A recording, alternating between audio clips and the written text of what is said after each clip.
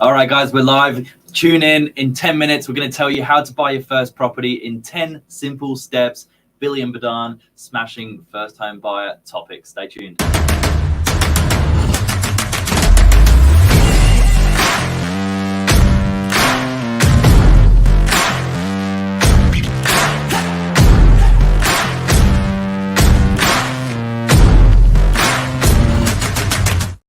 All right, good evening. How's the day been, Billy? It's been nice and busy your day. Oh, super busy. Like, it's just, running around. Never knew 8 o'clock hit already. It's a good problem to have. For our first home buyers in 10 steps tonight. Maybe you've even got some of these steps already done, but make sure you don't miss anything here. We're going to kick off with 10 simple steps to buying your first property. Can you give us number one? For sure. I think first thing would be getting that mindset right. Getting the mindset right. Okay. Yeah, first thing, getting ready to buy. Okay. Yeah, because it's a fairly big step. First term might be a bit overwhelming. So, getting the finances fixed, that's the, preparing your mind. Yep. So finance is the main thing. So look into getting your pre-approval first. Have a chat with your friends, families, how they have been purchasing their first home. Yes. Or with a mortgage broker. So yeah, getting that mindset ready, and that would probably be the first step. Yeah, I'm a big believer in that. Yeah. It's not a solo journey. Yeah, it's very tricky to buy a property on your own with no help, and it doesn't need to be financial help, but it can be moral support. Having a good team around you does make the world of difference. So talk with the family, talk with the friends, and get everyone on board that can point you in the right direction with whatever the help looks like. That's a big one. That's a very, very big one. Yeah. Number two. Number two, yeah. Next thing would be getting serious and getting that pre-approval done. Getting your mortgage sorted. Yeah, mortgage. That's the main thing, because in that way you know how much you can shop with. It's like you're getting you can shop around with this much, like a credit card. Yes. You have a limit there. Yeah. So yeah, I think that will be the next most important step. Would you recommend using a broker or go to the bank for that? Definitely a broker. Definitely a broker. Like with broker, you have access to probably 75 to 80 different banks. With bank, you have one.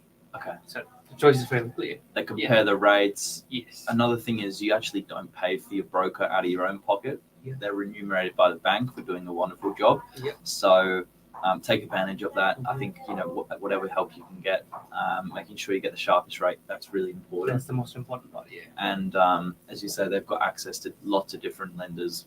Sometimes with first home buying properties as well, certain lenders have certain requirements. And if you're looking at properties that sometimes are entry level and they're smaller than your standard properties, sometimes there's conditions alongside those loans. So it's good to have different options when they're considering parking, laundry situations, and overall size of the property. I think that's a big one.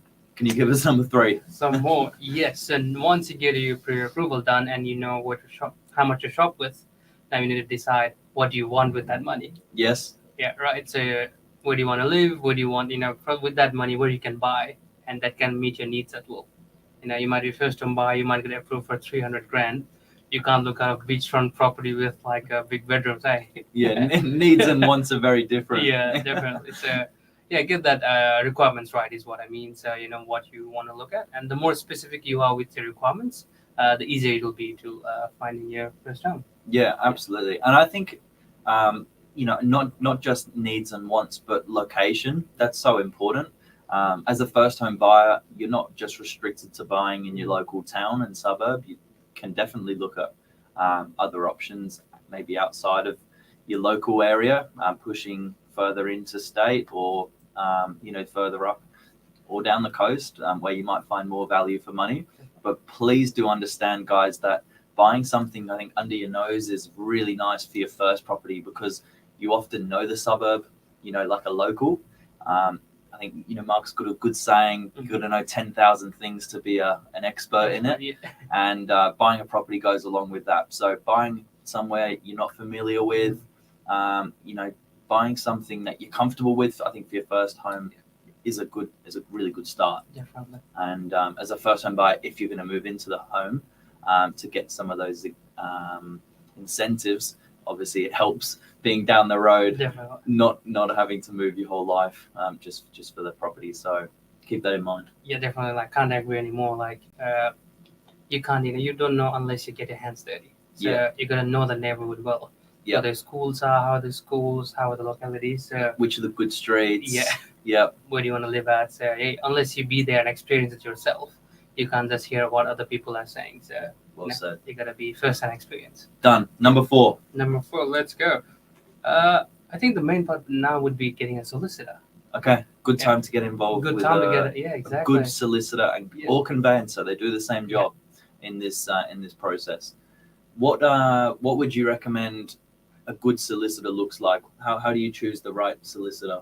I think if I was buying a property, I would definitely want a solicitor who is very, quick in responses and can work extended hours. Not like, okay, 9 to 5, that's all I work. After that, I don't know you. So well done. Yeah. Because when you're looking for a property, you never know when you need to get that contract done.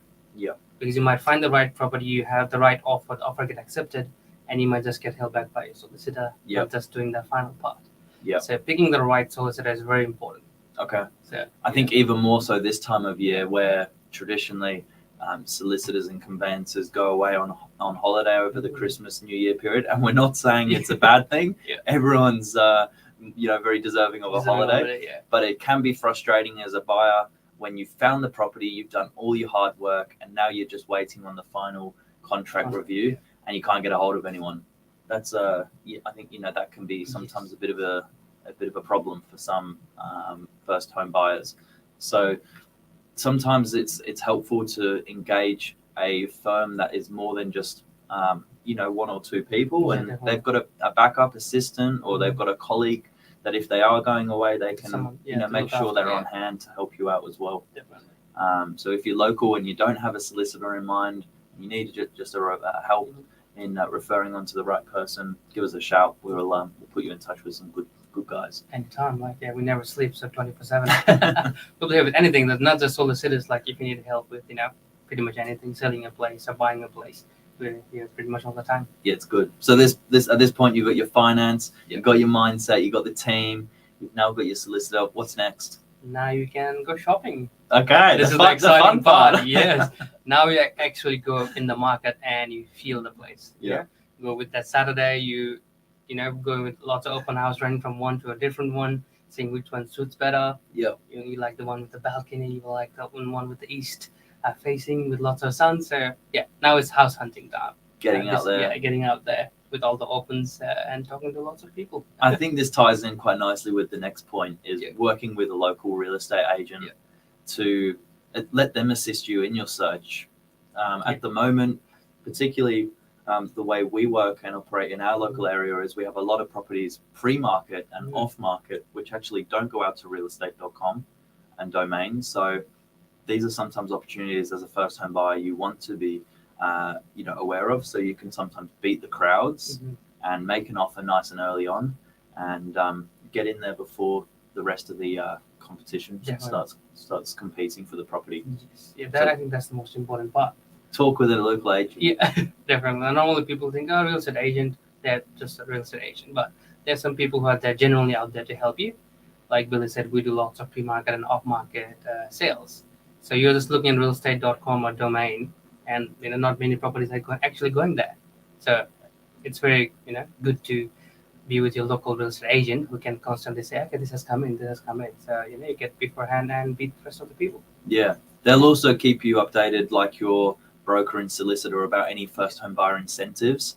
There's actually been some recent changes around stamp duty exemptions. So anything you're buying under 800,000 locally in Sydney Metro is stamp duty free, which is a saving compared to this time last year of about $25,000. So it's a really big saving. And if you haven't been made aware of that, talking through your options with an agent and a broker that understands how that works, could potentially be the difference of quite a substantial little stash of money back in your pocket working towards your deposit. Definitely. Who doesn't like extra money? So that's a big bonus. And I think the way to find a good local agent is wherever you are, jump on your local realestate.com app and have a look at who's selling the most amount of volume in the area. You can rank the agents or the agencies, and that's quite a good place to start. Yeah, that's a good tool there. Yep. What's next? All right, next one. So we did visiting open houses and everything. Now it's time when you find the right one, making the right offer. Make an Make an offer. offer. Oh, this is where it gets scary. Yeah. How much do we offer? How much do you offer? How do you make an offer? Yeah. What do the terms look like? Can you talk us through that? For sure. Yeah. Once you, of course, there's a guide price there. There's like this is the price we're trying to sell it at. Yep. So once you like the place, you have a solicitor have a look at the contract. Strata report is a must. Yes. Once you for the building, that will get you the inside and out of the building. Once you're getting serious. And once you're getting serious, you want to get a place. You get a strata report. You get the contract reviewed by the solicitor. Yep. Then you just make an offer to feel free, around the price range where you see value and where your pre-approval is. Yeah. Okay. So try and keep it within your pre-approval Definitely. so you can afford it. But Yeah. to make an offer, it's generally a very simple process, which you're not locked into at that point. It just starts an open conversation between you and the owner. For us, we require that in an SMS or an email form with the full names of the purchasers looking to buy the property, the price you'd like to put forward, and then the terms alongside that. So these are all very negotiable as well. Quite often, a 5-day cooling off period is very normal. That gives you a week to finalize your due diligence once contracts have been exchanged. But you can also negotiate your settlement period. It's standard for any New South Wales contract to be 6 weeks, but sometimes you might negotiate a slightly longer settlement or a shorter settlement depending on what you're looking for. Completely right. Completely right. So yeah, can't agree anymore. I think that pretty much sums up making an offer. That's making an offer. Yeah. And if you need help with that, again, a good agent should step you through how to make an offer. I like making offers real early when buying property because I think you get some feelers out there as to what the instructions would look like from the owner. And as I said, you're not locked into anything at that point, so it's a nice way to start a conversation. Definitely. Rather than purchasing strata reports and going through contract reviews only to find out that you might be too far apart on price or looking for different things. Definitely. So that's a good bit of advice, I think. For sure. There you go. What's have we got any other tips? Making an offer, then just home inspections. And, pre-settlement inspections. Okay. And So that's at the point of signing contracts. Yep. So once you find the right place, your solicitor and your broker will work towards getting your finance secured unconditionally. So that after that 5-day cooling off period, you want to make sure that you've got your finance unconditionally approved, and that's a little bit different to when you start making your offer. Sometimes the bank requires a valuation, and at this point, that's when they firm up, the finance side of things, and you're good to go at the end of the week. Definitely. So and then talk us through what a pre-settlement looks like.